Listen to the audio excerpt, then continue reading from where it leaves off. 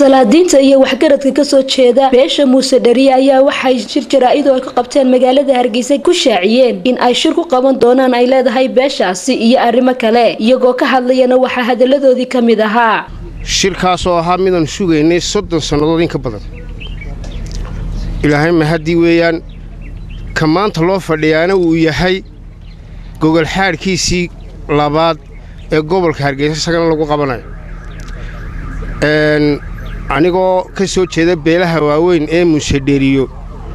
waxaan aad iyo aad u taageerayaa odayaasha iyo saladalada maanta halkan fadhida oo ku sii boogaadin inta hadhana inay gogol xaaraan war waxa weeyaan waxaan leenahay way socotaa gogol xaarkii horeyna wuu u soconayaa reer Sheekh Muuse imaka maanta gacmaha ay haystaan waad aragtaan inta halka oday fadhida mas'uuliintii waxa fadhiya cuqaashoodii suldaanadoodii aqoon-yahanadoodii waxa weeye in aad idinku ku tala gashaan horumarka dalka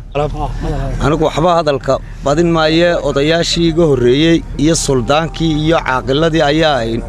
hadalka dhameeyay kolka ana hadhay looma hadlade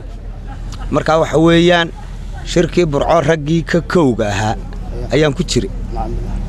si wanaagsanna wuu noogu soo dhamaaday muddana waanu qabsanay oo 6 bilood baanu qabsanay 4 baan noo hadhay hadii ilaahay ka dhigo waxaananu isu haleeli weyno aanu dhexdhexaadkii wararka u sheegi weynay abaaraha dhacay oo abaaraha ayaana kala eriyay iyo biyadhaanka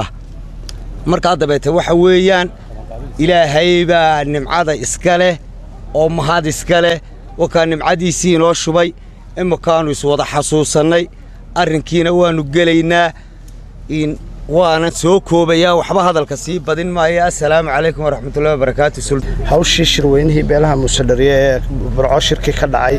gogol xaarkiisii inay ka socoto caasimada oo la ishaleeli waayay balse dardargelintiisii in la bilaabo dhawaan ay ka mid tahay isla markaana ay fariin halkan si gaar ah ugu dirayaan qurba joogta beelaha Muuse Dhariye ee dunida daafaheeda kala joogta inay arrintaasi u feejignaadaan ogaadaanna in hawshaasi ay bilaamatay loogana fadhiyo wixii ay ballan qaadeen cid walba mid guda joogiye mid dibad joogiye mid baadiye joogaba hadnaqayna runtii